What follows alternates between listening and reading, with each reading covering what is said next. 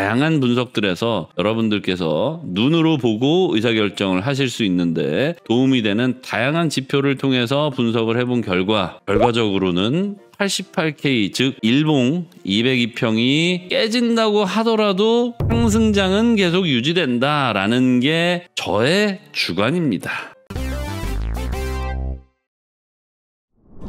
네, 안녕하십니까 부자 형님 누님들 반갑습니다. 다시 좀 회복을 했어요. 그리고 나니까 시장의 반응이 예상했던 대로 갑자기 돌아섰습니다. 어떻게 돌아섰냐 차 알아보도록 하고요. 이번 주까지 92K만 지켜주면 좋겠네요 하셨는데, 네, 이게 이제 관건인데요. 지금 현재 93.4에 3분봉 지지선이 있는데 요거는 살짝 무시하시고 관건은 일단 심리적으로는 93K를 현재로서는 지켜야 하고요. 그 다음 라인으로 넘어가면은 92K는 아직도 좀 안정적이지는 않습니다. 네, 그러니까 92K까지는 언제든 열려 있어. 무슨 얘기냐? 지금 상승 추세로 전환이 됐지만은 일봉 200평균선을 넘어서면서 급등이 나왔죠.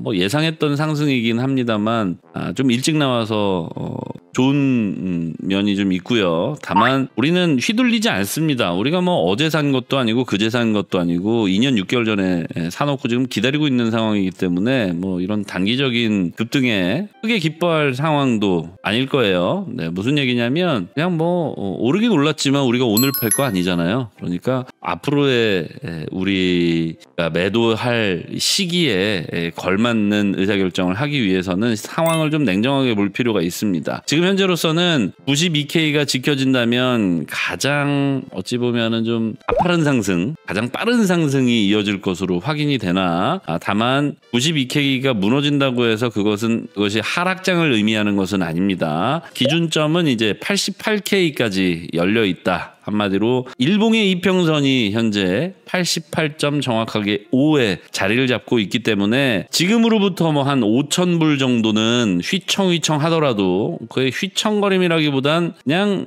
유동성이에요. 그죠? 어떠한 투자 자산이 있는데 하루에 1%도 또는 중기적으로 봤을 때 한 5%의 변동성도 없다면 그거는 매력적인 자산이라고 볼 수가 없을 겁니다. 뭐 안전자산이라면은 그건 좀 다른 얘기겠지만 뭐 예를 들어서 금 같은 경우에 금이 하루에도 막 5%씩 내리고 오르면 조금 이거는 안전자산이 맞는가 하는 의구심이 들 수 있지만 비트코인은 우리가 자산을 안전하게 지키려는 목적도 어느 정도는 있지만 사실은 우리 투기자산 그러니까 즉 약간 그 미래 가치를 좀 선반영 받아서 단기적으로 큰 변동성을 보여주는 게 그게 또 나름 비트코인의 매력이 아닐까 뭐 이런 생각을 하고요. 다만 앞서 말씀드렸다시피 92K에서 단기적인 지지를 끌어내지 못하더라도 88K만 지켜준다면 사실상 그냥 상승 추세의 연장선이다 이렇게 해석을 하시는 게 맞고요. 이제 여기에 의견을 하나 더 제 주관적인 의견을 드려보자면 지금까지 말씀드렸던 내용은 차트상의 분석이었고 이제 여기에 제 주관을 조금 더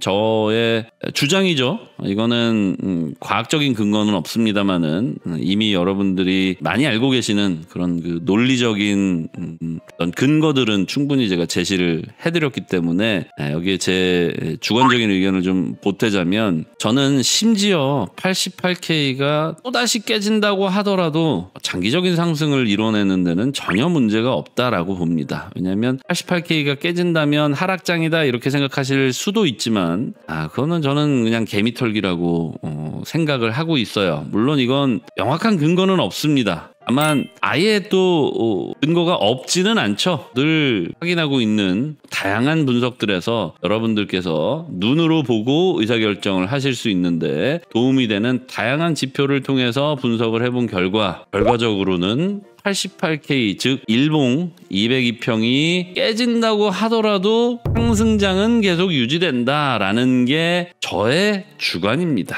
저의 주관이기도 하지만 여러분들이 보셨을 때도 그냥 쩔커 동생의 주장이 아니라 이런 기술적인 분석들 을 통한 근거가 있구나. 이미 익히 알고 계시리라 생각을 하니까요. 이 부분에 대해서 추가적인 설명은 따로 하지는 않겠습니다. 그래도 내린 날보다는 오른 날이 마음이 좀 편하죠. 이건 여러분들께서도 느끼시는 감정이실 테고 저 역시도 오른 날 방송하는 게 내린 날 방송하는 것보다는 좀 편안합니다. 심리적으로요. 그러니까 이게 제가 심리적으로 좋고 안 좋고 긍정적이고 또는 긍정적이지 않고 그 어떤 심리 상태에 의해서 방송에 영향을 받는 건 어쩔 수 없는 것 같아요. 그냥 저 혼자 기다리고 있다면 사실상 짜증은 나지만 당장 오늘 오른다고 해서 오늘 팔 거 아니고 오늘 내린다고 해서 오늘 팔 거 아닌데 이게 무슨 상관인가 하고 넘어갈 수는 있잖아요. 근데 아무래도 저는 그래도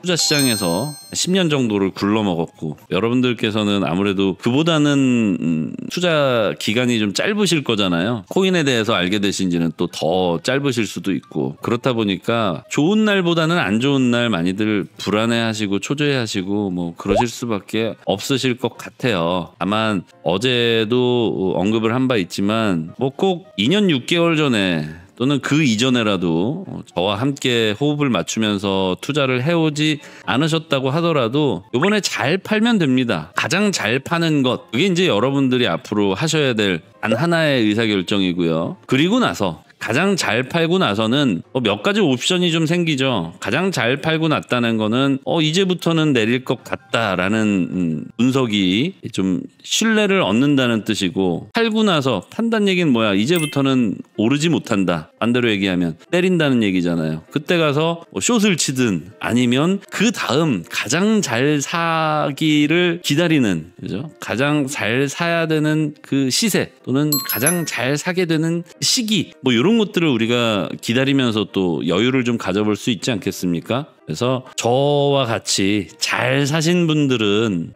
딱히 뭐 불만이거나 이견이 있을 수 없고 뭐 하루하루의 변동성에 대해서 그다지 크게 반응하지 않으실 거라고 생각을 합니다만 가장 잘 사신 분이 아닌 분들께서는 이제 잘 팔아야 될 시기를 기다리는 겁니다. 물론 이제 그 과정에서도 이렇게 오른 날이 내린 날보다는 조금 기분이 좋은 건 어쩔 수 없죠. 우리 인간이니까. 저 역시도 똑같은 인간인지라 그래도 내린 날보다는 오른 날이 더 낫죠. 이거는 어쩔 수가 없는 것 같습니다.